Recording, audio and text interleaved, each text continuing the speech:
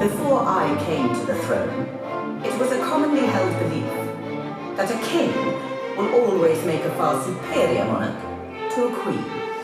I would rather be a beggar and single than a queen and married. Besides, I am married already to England, and my subjects are my children. The journey was arduous, but in July 1774, we finally arrived. I was the first person from the South Pacific ever to land on these shores, and many of Britain's most influential people were keen to meet me. It is true that some regarded me as a curiosity, but even your king, George III, opened his doors to me. I stayed in your country for 2 years, but my own faraway heaven was always calling, and so I returned, taking with me many treasured memories. I write the lyrics myself, I write on the guitar. And I just wanted to write music that was emotional and that people would want to listen to and connect with.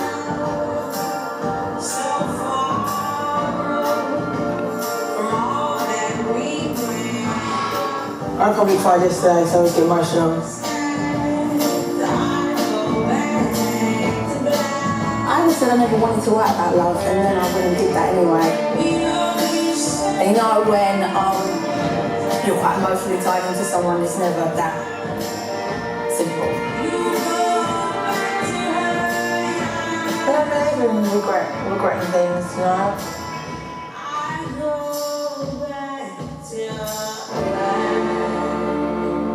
My parents were both politically active and fervent supporters of equality, especially for women.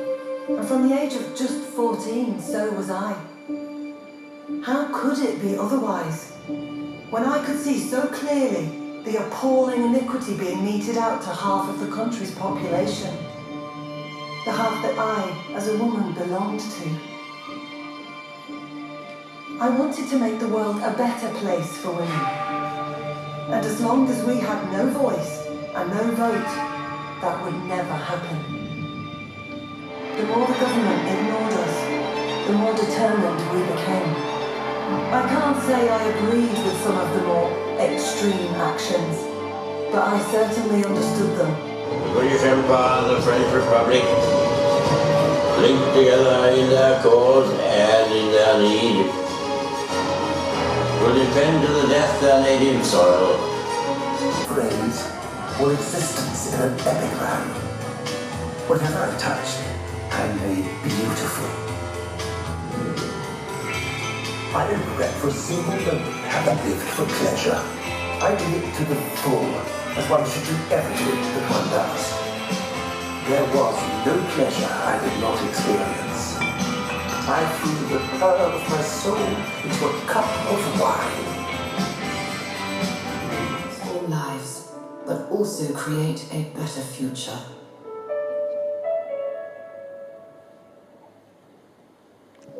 Shall be devoted to your service and to the service of our great imperial family to which we all belong.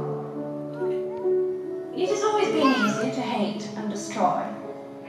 To build and to cherish is much more difficult. It's understandable that we sometimes think the world's problems are so big that we can do little to help.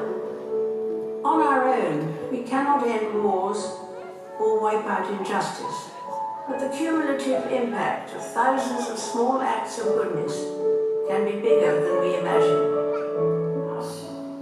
They will doubtless view many of our practices as old-fashioned. But it is my hope that when judged by future generations, our sincerity, our willingness to take a lead, and our determination to do the right thing will stand the test of time. It changed what we thought a pop star should be, or even could be. Not occasionally, but constantly. And just when we thought we understood it, it changed again.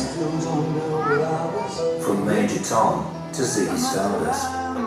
Aladdin Sane to the Thin White Duke. Every new character revealing something different, something extraordinary. And in doing so, he changed the rules of the game. He was the musician who became an artist, the film star who found a home in the theatre, the mime artist who spoke prolifically, the painter who became a poet. His home wasn't one place, it was any place, wherever he could give a voice to his lifelong curiosity about art in all of its many shapes and forms. And perhaps his long journey of self-discovery reflects something profound about us all. As Bowie himself said, I don't make changes to confuse anyone. I don't suppose I feel like a star, I feel like a human being and I have to deal with my life every day and everything. If being a star means that you've been given the opportunities which I have and been allowed to star in movies with marvellous partners directed by great, he's not in movies much anymore.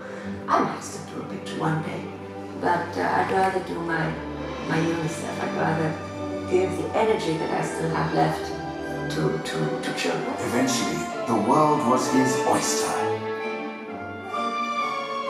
His plays, you see, were such stuff as dreams are made on.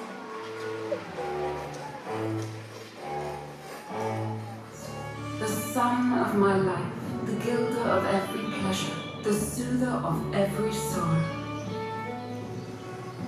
And though she lived with mother and me, as long as people feel her words will move us.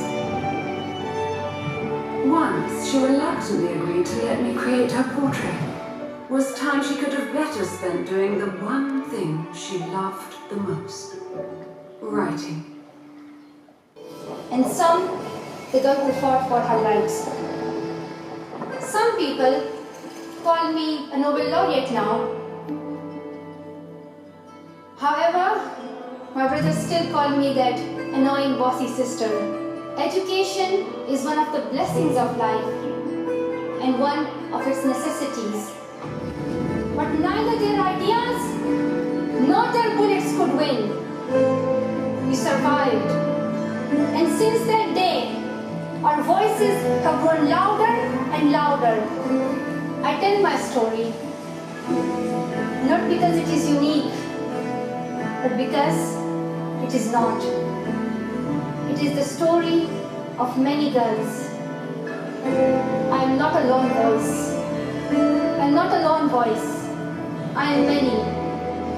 I am Malala, but I am also Shazia. I am Kainat. I am Kainat Somro. I am Mozoon. I am Amina. In the year of 1831, my life's journey began in earnest.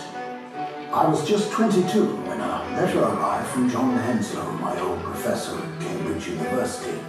I discovered, to my astonishment, that on different islands were different versions of the same species.